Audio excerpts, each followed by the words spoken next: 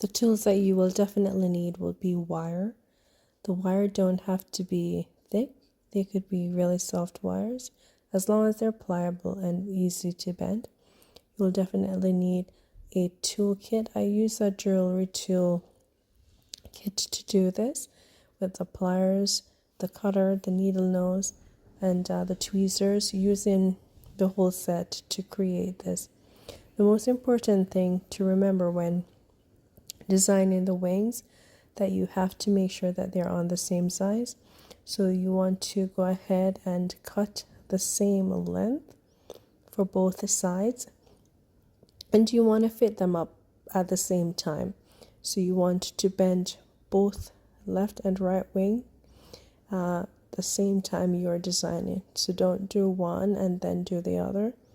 It is best to do them both at the same time. Do not rush. Always take your time and get the sizing correct, because you don't want to have this fabulous design and then in the end one is a little bit bigger than the other. That will be just disappointing. The wire that I am using is a soft gauge. I just got this at my local store. You could get it at your local hardware store.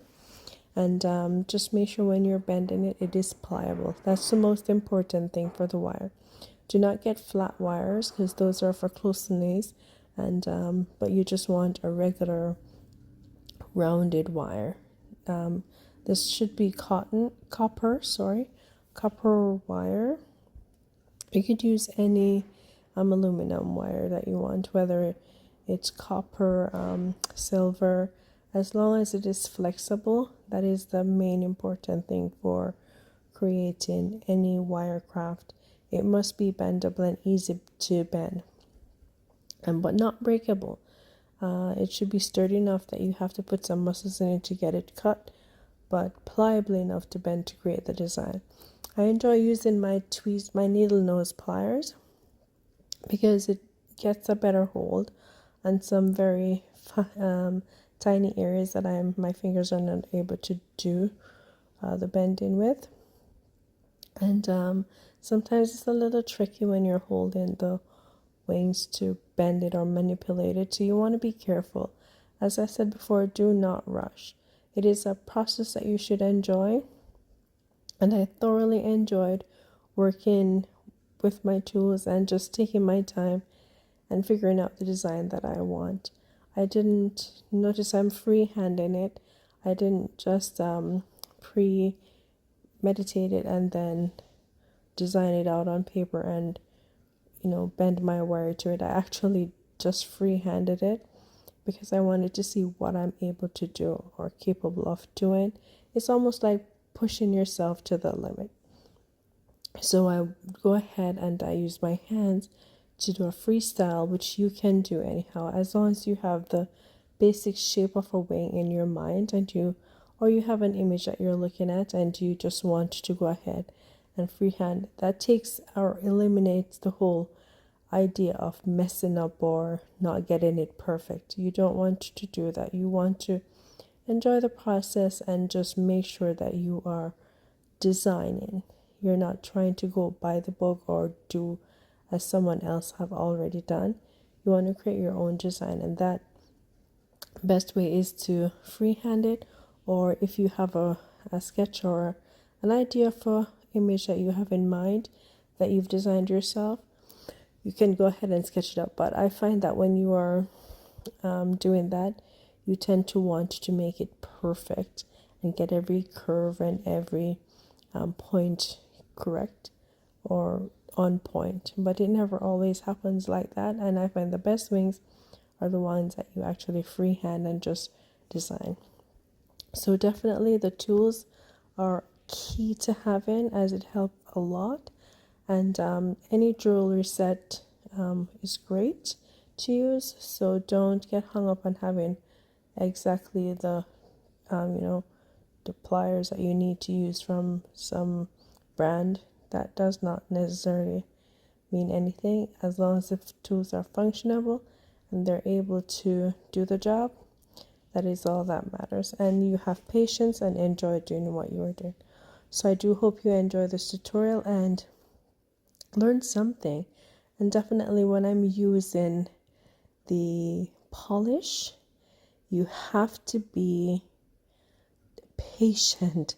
This process with the polish is not it's not a dip and go. You have to be very, very, very gentle as you're trying to create a bubble. It's like a bubble wand that you're making the wings into a wand, like a bubble wand that actually pulls up the bubble, but you want it to settle in the middle, in between the wires. So you have to be very gentle so the air does not pop it. But once you've already gotten the substance or the liquid in between the wires, you want to gently place it on the foam board and let it dry. Once it's already dried, do not go touch it with your hands or anything. But the next step is to gently apply a second coat onto it and just keep doing that. Make sure that it is thoroughly, completely dry. And when you're putting your second coat on, you have to be very, very gentle because the brushes will pull on the first layer and cause it to come apart. If that happens, all you have to do is start the process over again, and that takes more time. I normally let my polish dry like overnight or give it at least a day before applying any other top coat or another layer onto it. So my process of making wings takes several days because I want to make sure that my wings they're soft enough, but they're also sturdy enough that it won't be poked when I put it onto my miniature dolls. So I don't go ahead and just rush it, but I make several of them at a time. So I don't just make one set. I make at least like 3, 4, 5, and just work it like that because you don't want to be taking several days just to make one set of wings. Okay, because that would just be completely nuts. So just take your time, keep designing, and just design a bunch of them, and then you will have enough for your other set of dolls. So while you're making your other set of dolls, then you can have another set of couple pair of wings on the go as well. Just keep drawing and quoting because your doll takes a few days. If you don't do it in one sitting, you can do it in a few days, like doing the hair first, doing the clothing, doing the wrapping of the body, doing the shoe, just designing the outfit. It takes a few hours if you're going to do it in one sitting, but if you want to do it over a period of time, that also gives your wings time to dry if you know what you want on your wings. All right, I hope I will be able to bring more tutorials on just different types of wings and different types of application, how I do it, so you can learn something more from these tutorials and make your own, fabulous handcrafted, unique miniature dolls, angels, fairies, charms, just little minis. All right, so thank you so much, and see you in your next session.